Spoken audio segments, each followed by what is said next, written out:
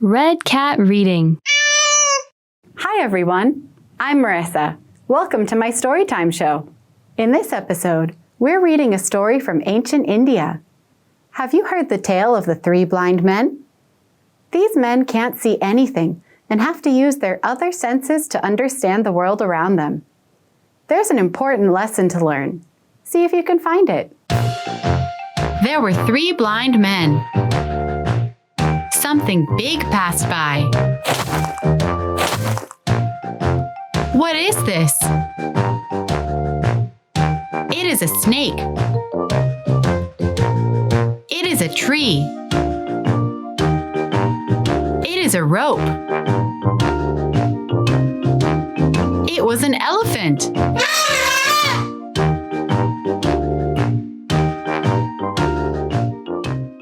When did you know it was an elephant? Did you notice? When the three men tried to guess by themselves, they were completely wrong. But when they helped each other, they knew it was an elephant. If we put our heads together, we can solve anything. If you want to hear more fun stories, subscribe to our channel and don't forget to give us a thumbs up. Thanks for watching, and I'll see you next time. Red Cat Reading. Hi everyone, I'm Maryssa. Welcome to my Storytime show. In this episode, we'll read one of Aesop's fables. Have you heard the tale, The Tortoise and the Hare? Tortoise and Hare will have a race. Who do you think will win? There's an important lesson to learn. See if you can find it. Hare was very fast. He loved to say so. Tortoise was very slow. She didn't mind, but she got tired of Hare saying so. Let's have a race, said Tortoise. Hare laughed. But you are so slow and I am so fast. We'll see, said Tortoise. Hare ran far ahead. I am so fast, he said, I could stop for a snack. Hare stopped to eat some grass. Tortoise is so slow. I could stop for a dust bath. Hare stopped to roll in dust. I am so fast and Tortoise is so slow. I could stop for a nap. Hare stopped and fell asleep.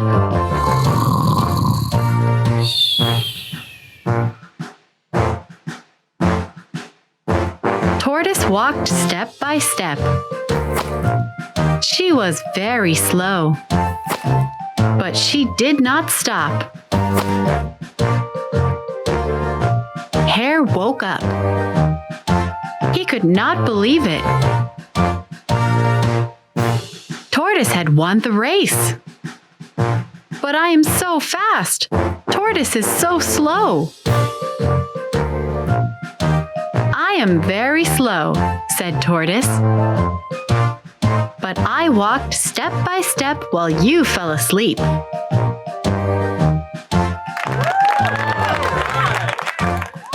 You are very fast, but you did not win the race.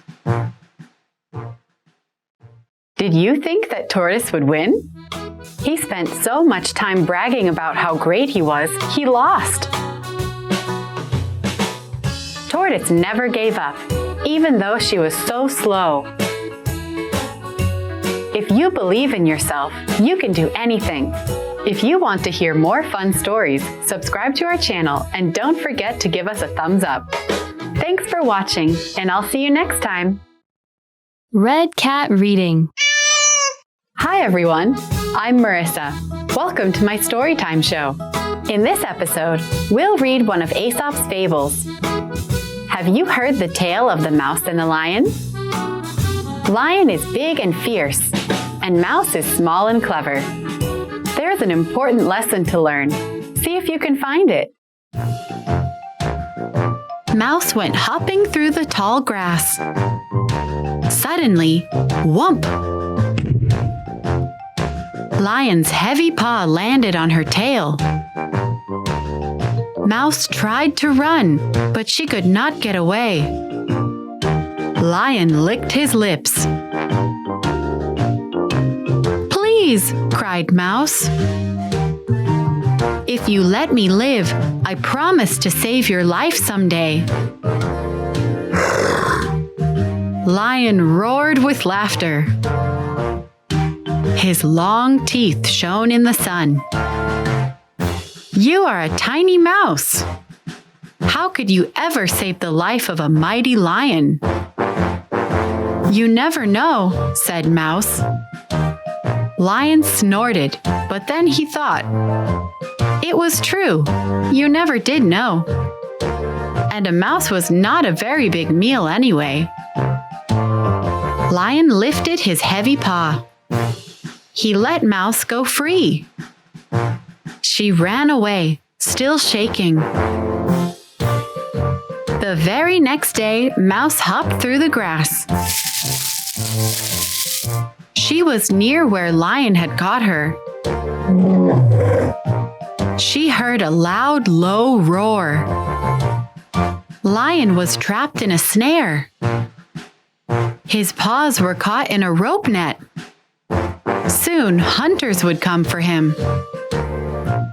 Mouse crept forward. Lion roared in fear and rage. His teeth shone in the sun.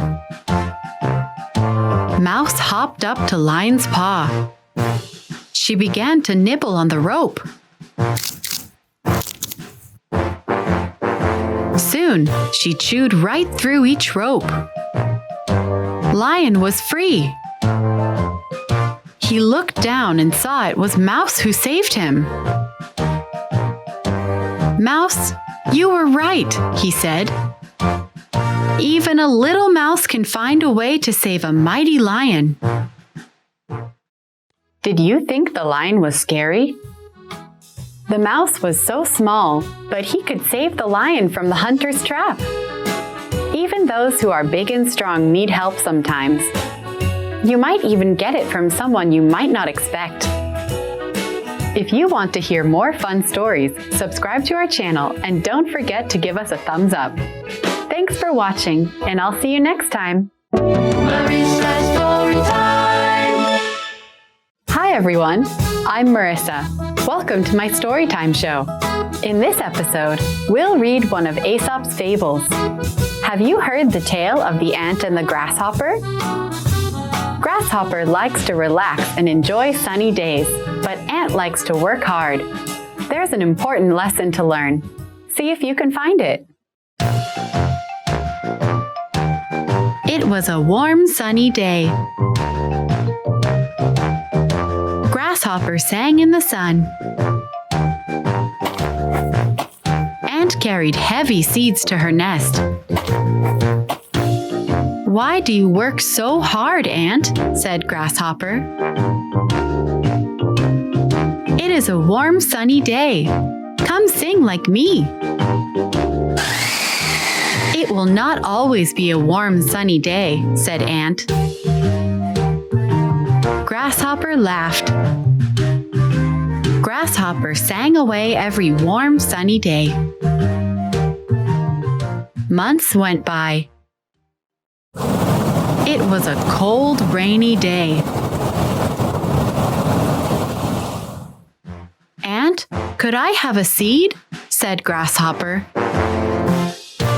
"It is such a cold, rainy day."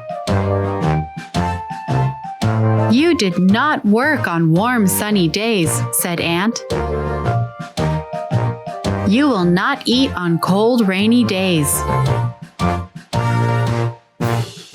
Then Grasshopper knew he must be ready for next winter. Do you like to work hard like Ant or sing all day like Grasshopper? Ant worked hard every day to collect food for winter, but Grasshopper just sang songs and sat around.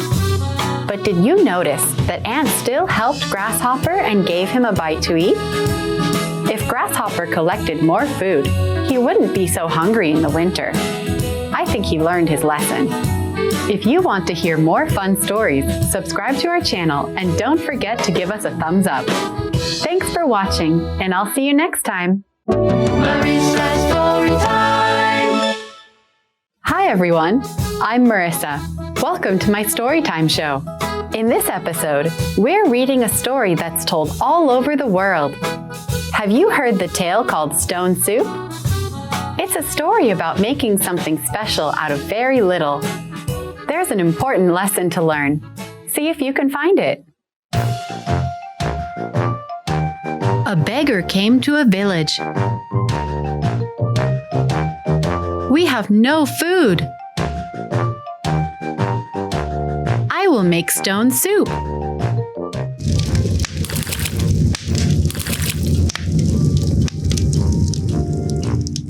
It needs a little salt. One woman had some salt. A carrot would make it tasty. One man had a carrot. Beef would make it perfect. One girl had a scrap of meat. The stone soup is done. The beggar fed the whole village. What would you put in your stone soup? Everyone shared what little they had and made lots of good food by putting it all together. If we share with each other, we can make something great. If you want to hear more fun stories, subscribe to our channel and don't forget to give us a thumbs up. Thanks for watching, and I'll see you next time. Maryssa story time. Hi everyone, I'm Maryssa. Welcome to my Storytime show. In this episode, we're reading a story from England. Have you heard the classic fairy tale Goldilocks and the Three Bears? There's an important lesson to learn. See if you can find it. Goldilocks found a strange house. Too tall. Too wide. Just right. Too hot. Too cold. Just right. Too hard. Too soft. Just right. My chair. My porridge. My bed. Goldilocks never went in a strange house again. Would you like it if someone broke your things? Goldilocks didn't worry about sleeping in the bears' beds, eating their food, or breaking the baby bear's chair. The bears were upset because Goldilocks didn't ask if it was okay. You should always ask first if it's okay to use other people's things. If you want to hear more fun stories, subscribe to our channel and don't forget to give us a thumbs up. Thanks for watching, and I'll see you next time. Maryssa story time. Hi everyone, I'm Maryssa. Welcome to my Storytime show. In this episode, we're reading a folk tale from the Congo. Have you heard the tale Dog and Jackal? Dog and Jackal live together in the wild and hunt together. There's an important lesson to learn. See if you can find it. Long ago, Dog lived in the wild. He hunted with his friend Jackal. One night grew very cold. The people have a fire, said Dog. Jackal was too afraid. Dog crept up to the fire. He found tasty bones. He even fell asleep. Suddenly, a man threw a rope around Dog's neck. If you eat our food, you must help us hunt. Dog agreed to stay with people. On cold nights, Dog's friend Jackal calls to him.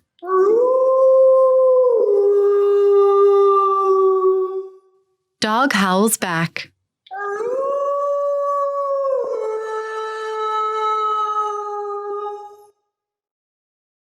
Do you want to be more like Jackal or Dog? Dog chose to work for his food and stay out of the cold with the people. Jackal stayed free in the wild, but had to find his own way. Everyone has the freedom to make their own choices. If you want to hear more fun stories, subscribe to our channel and don't forget to give us a thumbs up. Thanks for watching, and I'll see you next time. Maryssa story time. Hi everyone, I'm Maryssa. Welcome to my Storytime show. In this episode, we'll read one of Aesop's fables. Have you heard the tale of the city mouse and the country mouse? City mouse likes the finer things in life, and country mouse likes to keep it simple.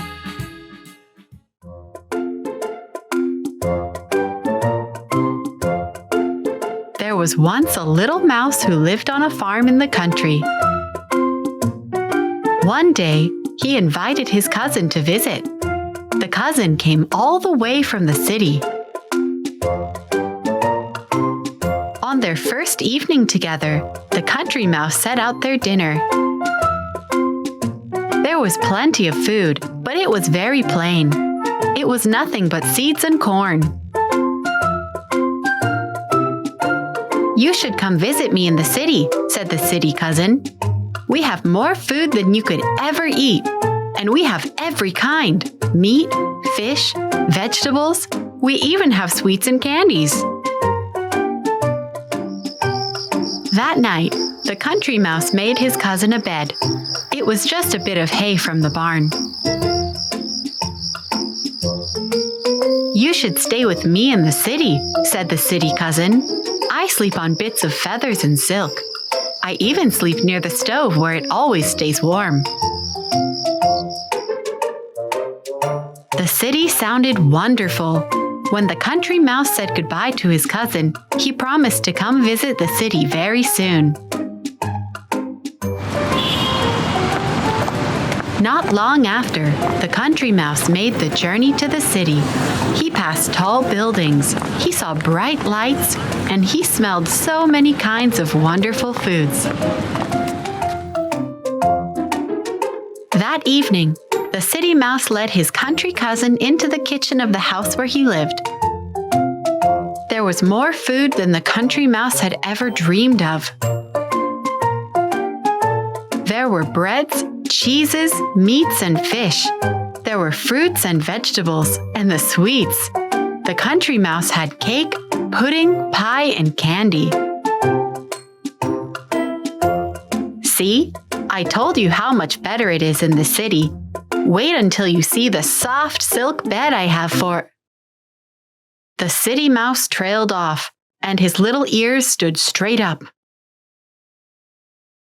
The country mouse glanced behind him. He saw the glow of two huge yellow eyes. "Run!" squeaked the city mouse. The country mouse ran for his life. He barely kept up with his cousin, dashing over the dishes and under the table, leaving behind all that wonderful food. They raced across the kitchen floor, barely making it through the hole near the stove. Behind them, the cat crashed into the wall. It hissed and hunkered down low. The country mouse could see its glowing eyes waiting outside the hole. The city mouse panted, rubbed his face, and let out a breath. "As I was saying, wait until you see the soft silk bed I have. Hey, where are you going?" The country mouse gathered himself up, smoothed out his fur, and headed for the exit. "Cousin, you may have lots of wonderful food and a soft feather bed, But I would rather eat plain corn and sleep in hay in a barn where there are no cats.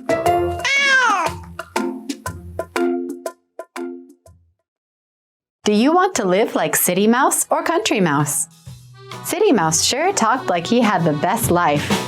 But when Country Mouse went to the city to visit, what did they find? A big scary cat. Sometimes simple really is best. If you want to hear more fun stories, subscribe to our channel and don't forget to give us a thumbs up. Thanks for watching, and I'll see you next time. Maryssa story time. Hi everyone, I'm Maryssa. Welcome to my Storytime show. In this episode, we're reading a folk tale from South Africa. Have you heard the tale called Crocodile Tears?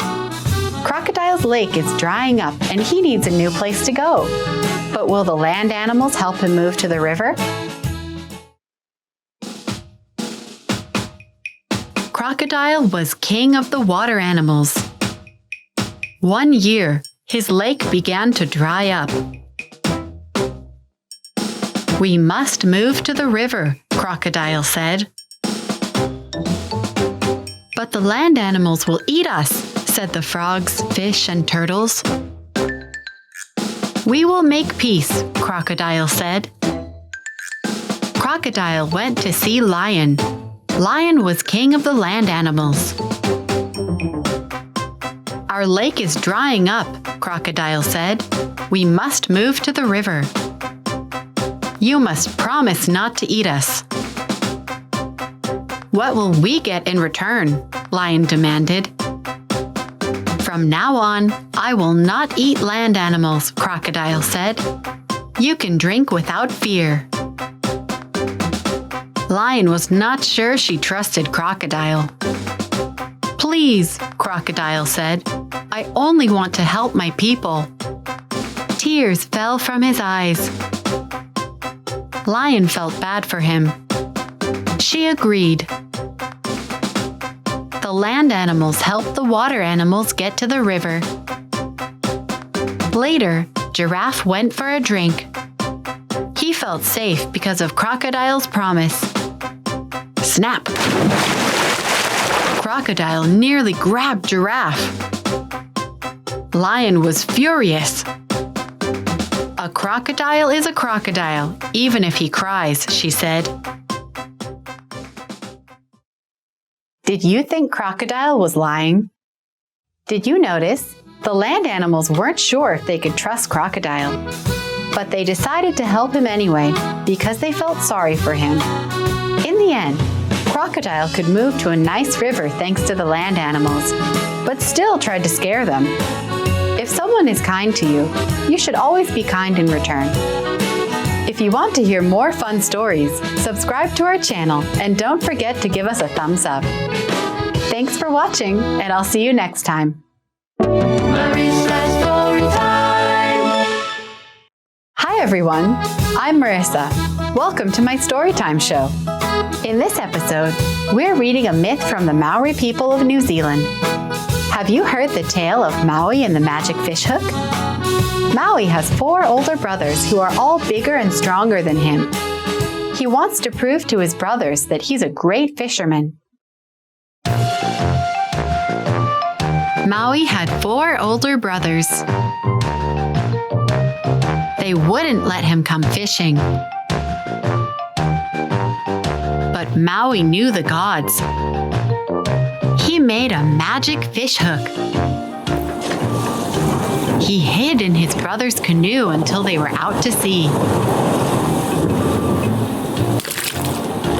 The magic fish hook went down, down, down. Something heavy grabbed it. All Maui's brothers helped pull.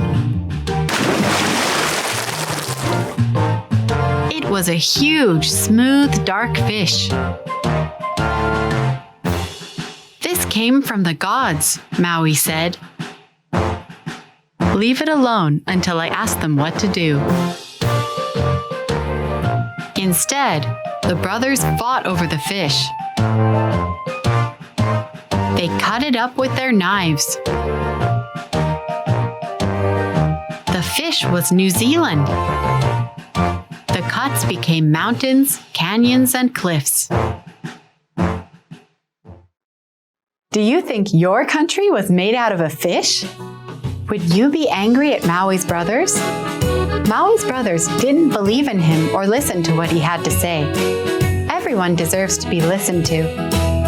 If you want to hear more fun stories, subscribe to our channel and don't forget to give us a thumbs up. Thanks for watching, and I'll see you next time. Maryssa story time. Hi everyone, I'm Maryssa. Welcome to my Storytime show. In this episode, we're reading one of Aesop's fables.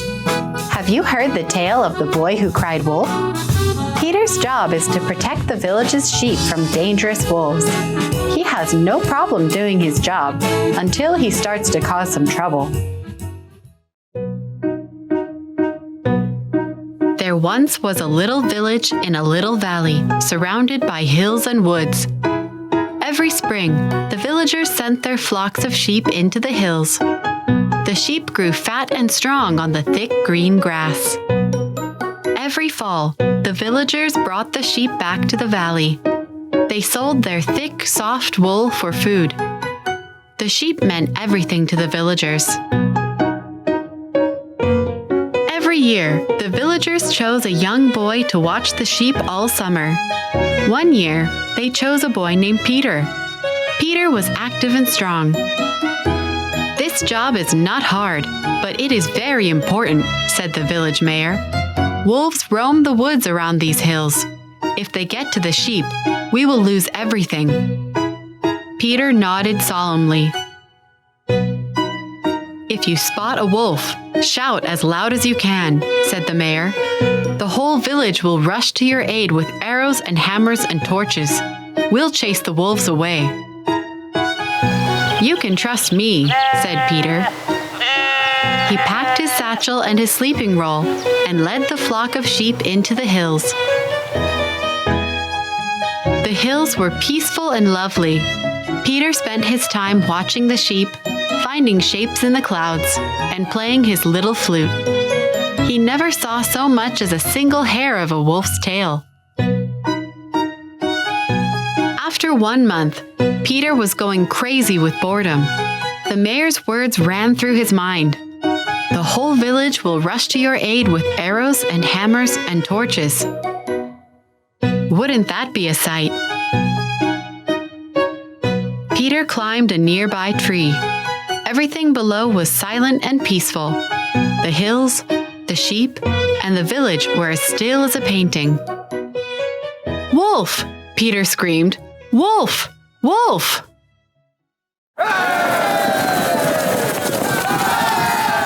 In a flash, everything changed. People poured from the village like ants from a nest. They searched everywhere for the wolf, waving their arrows and hammers and torches. The sheep ran in frightened circles. One sound rose above the noise. Peter laughed and laughed from his tree. The villagers were furious. "That was not funny," shouted the mayor, his face red and shining. "We thought the flock was in real danger." Peter finally managed to hold a serious face. "I'll never do it again, I promise," he said. At the time, he meant it. But as the villagers muttered their way back home, Peter's smile crept back. Boy, that was fun. For a long time, Peter did his duty. He watched the sheep, threw stones into a hollow stump, and made up songs. But his busy mind was desperate for some entertainment. One day, the weather was dull. The whole world felt like a Sunday nap. Peter couldn't resist. "Wolf! Wolf! There's a wolf coming for the sheep!" he screamed. In a moment, the groggy village awoke. People dashed up the hills, scattering the sheep and waving their pitchforks at imaginary wolves. Again, they heard the sound of Peter's howling laughter.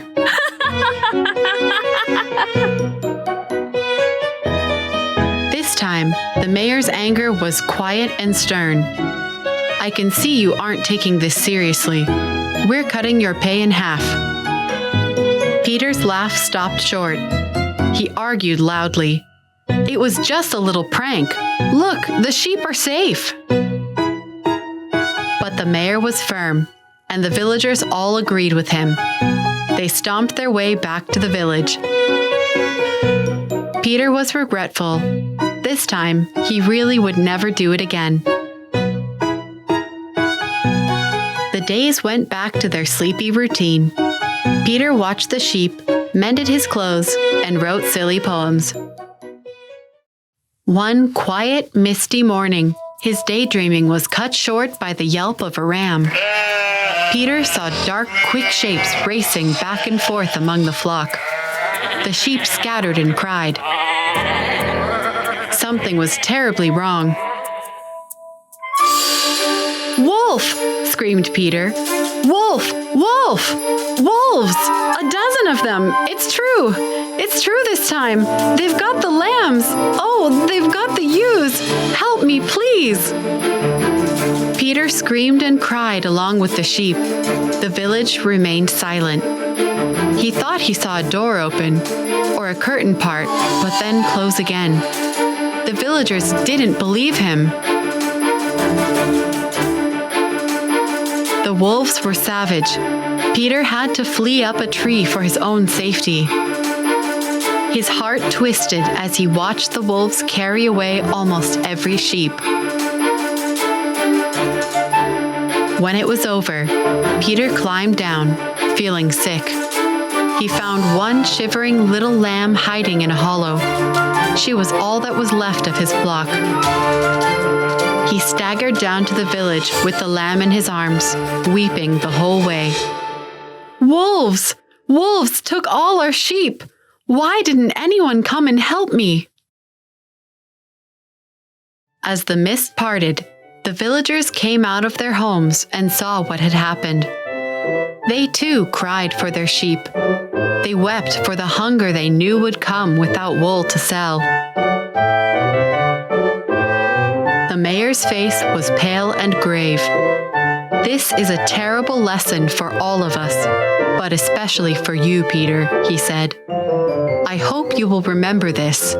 No one will believe a liar, even if he is telling the truth." Would you have believed Peter after he cried wolf the last time? Peter caused a lot of trouble for his village. He lied about something dangerous and serious. No one could trust him anymore. Once he finally told the truth, it was too late and something horrible happened.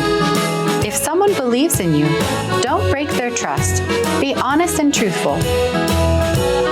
If you want to hear more fun stories, subscribe to our channel and don't forget to give us a thumbs up. Thanks for watching, and I'll see you next time.